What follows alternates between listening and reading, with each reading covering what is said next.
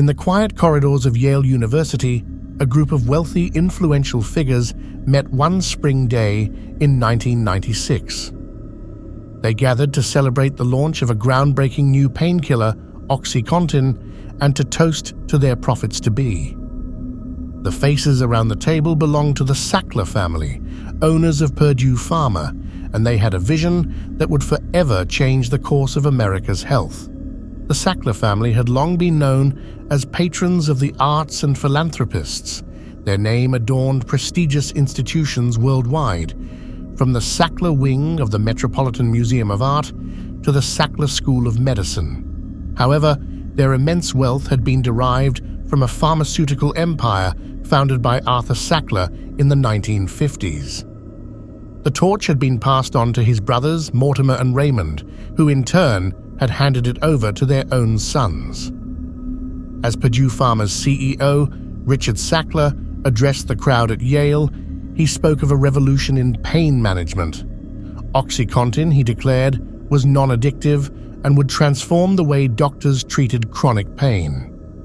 With approval from the FDA, the family had high hopes that their new opioid drug would reap massive profits. But these hopes were based on a dangerous miscalculation, one that would unleash an epidemic of addiction and overdose across the nation.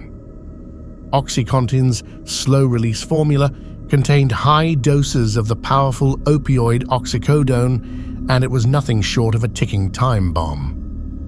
Purdue Pharma launched an aggressive marketing campaign targeting doctors with promises of less than 1% addiction rate. They claimed that Oxycontin was a safe solution for pain, even for long-term use. The Sackler family's influence extended far and wide, and they hired sales representatives who employed aggressive tactics, incentivizing doctors to prescribe the drug with bonuses and exotic trips. By the early 2000s, Oxycontin had infiltrated every corner of America. Small towns and big cities alike were inundated with pills, and the nation became addicted. People from all walks of life, from steelworkers to soccer moms, were caught in its grasp. Reports of addiction and overdose began to surge, and countless lives were left shattered. Rehabilitation centers filled to capacity, and families mourned the loss of loved ones who had succumbed to addiction. Oxycontin was no miracle drug, it was a silent killer. The Sackler family, however, remained insulated from the devastation their creation had unleashed. They reaped billions in profits, maintaining their luxurious lifestyles and philanthropic endeavors. Despite mounting evidence of Oxycontin's harm, they continued to downplay its dangers and resist accountability. But the tide began to turn as the opioid crisis worsened. Lawsuits against Purdue Pharma multiplied, accusing the company of fueling the epidemic by aggressively promoting and misrepresenting Oxycontin. The Sacklers' facade of benevolence crumbled as the public demanded justice.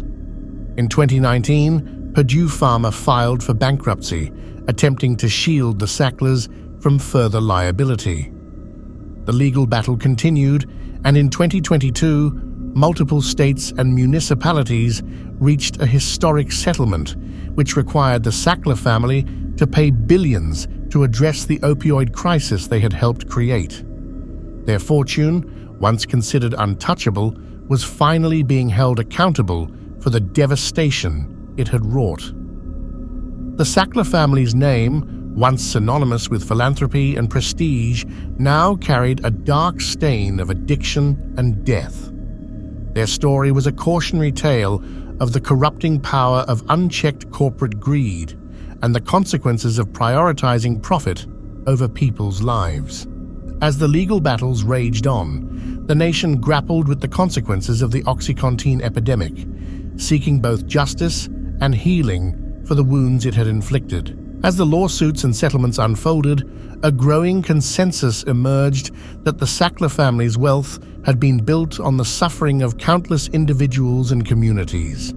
Their philanthropic contributions, once celebrated, came under scrutiny, with institutions and universities debating whether to remove their name from buildings and endowments. The Sacklers' legacy was no longer one of benevolence, but of avarice, and their fall from grace was a stark reminder of the consequences of corporate greed. The story of the Sackler family and Purdue Pharma is one of immense tragedy. It's a tale of how a well-connected pharmaceutical company, driven by the pursuit of profits, unleashed an epidemic of addiction and overdose, leaving a trail of devastation in its wake. As the legal battles continued, the nation struggled to find a balance between seeking justice for the victims and addressing the broader issues of opioid addiction and healthcare reform.